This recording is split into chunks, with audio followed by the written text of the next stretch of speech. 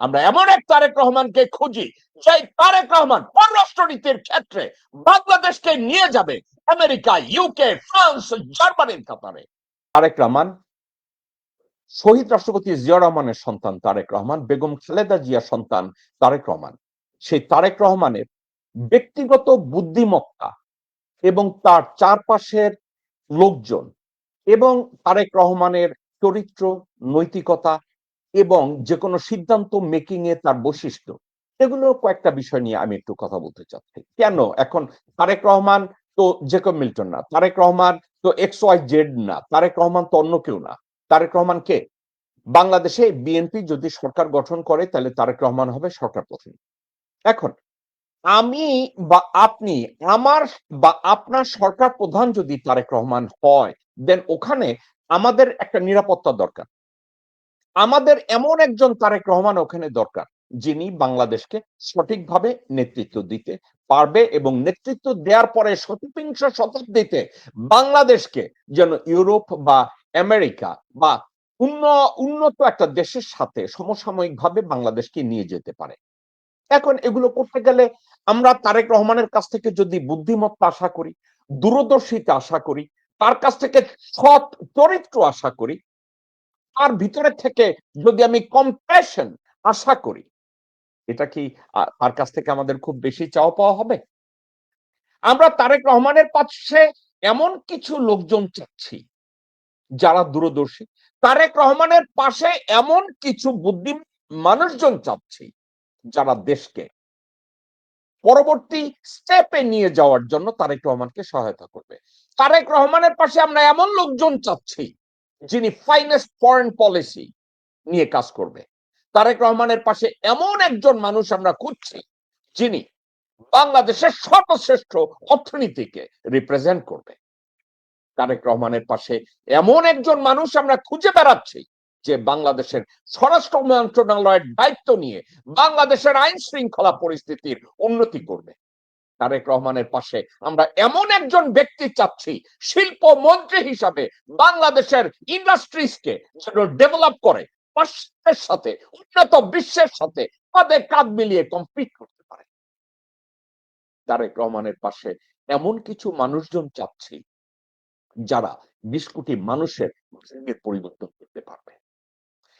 আসলে বাংলাদেশের মানুষ হিসাবে আপনি আর আমি সরকার প্রধানের কাছ থেকে তো আমরা এটাই চাই, আমরা যেন আমাদের সন্তানদেরকে বলতে পারি যে দেখো তারেক রহমানের মতো তুমি একদিন বড় হবে।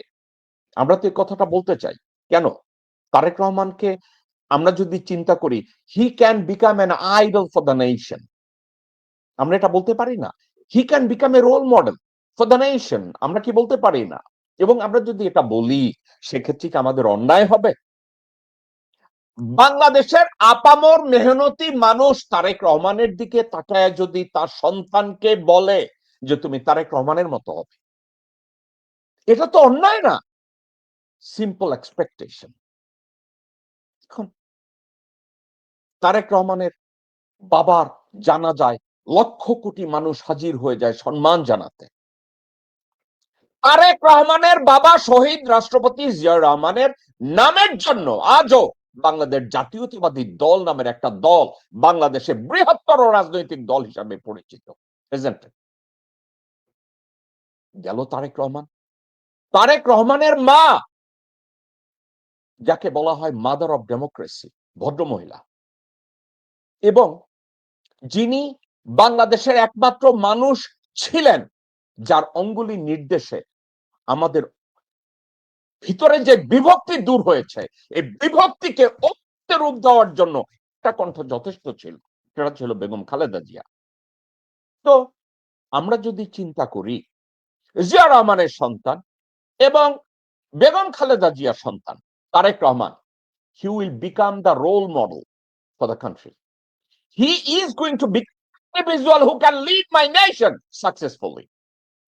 আমি আমার সন্তানকে বলবো, আমি আমার গ্র্যান্ড চিলড্রেনকে বলবো, তোমরা তারেক রহমানের মতো নেতা হবে, তারেক রহমানের মতো ব্যক্তি হবে, তারেক রহমানের মতো দূরদর্শী হবে, তারেক রহমানের মতো দেশপ্রেমিক হবে, তারেক রহমানের মতো চরিত্রবান হবে।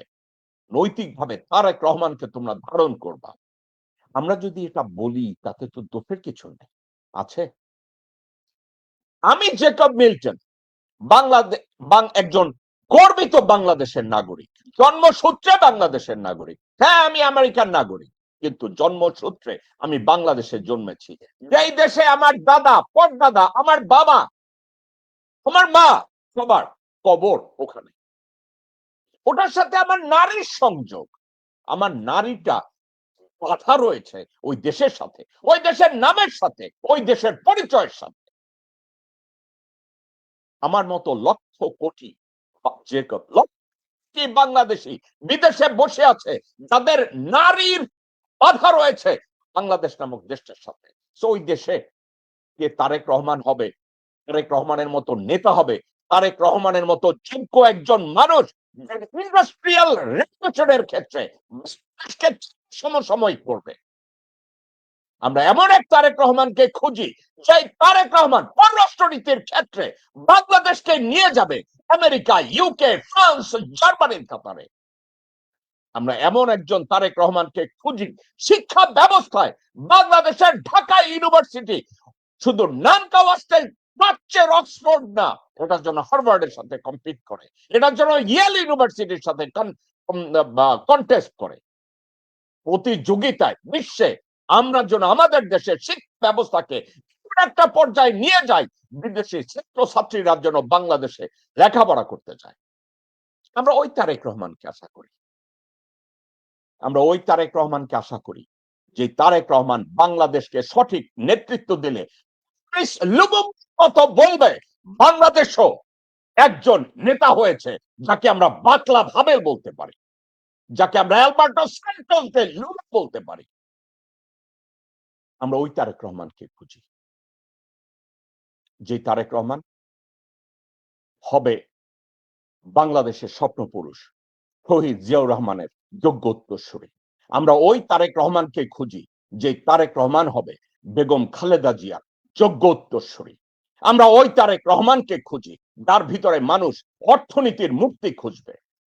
তারেক রহমানকে খুঁজি, যে তারেক রহমানের মধ্য থেকে শিল্প বিপ্লব হবে। ওই তারেক রহমানকে খুঁজি, যেখান থেকে দুর্নীতি দূর হবে। আমরা ওই তারেক রহমানকে খুঁজি, জটিলতা বাদ হয়ে যাবে। আমরা ওই তারেক রহমানকে খুঁজি, যে তারেক রহমানের নেতৃত্বে বাংলাদেশ থেকে রয়ের চিরতরে বাংলাদেশে বন্ধ হয়ে যাবে। এতক্ষণ আমি যা বললাম দর্শক শ্রোতা, এটা আমার কামনা, এটা আমার আশা।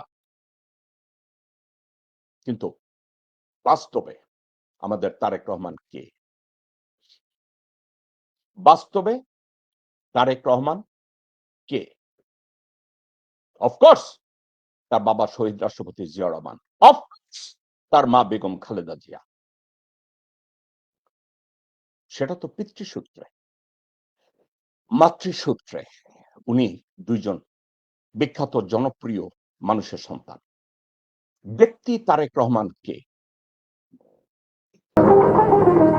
কারা রইল বোকাপাট, কারা রইল বোকাপাট, ভেঙে ফেল রেল পাট, রক্ত জামার শিকল পুজোর ভাষণ বেদি। ওরে ও করুণ নিশান, ওরে ও করুণ নিশান, তোর গলায় বিশাল ধ্বংস নিশান, প্রাচীর প্রাচীর ভেদি। কারা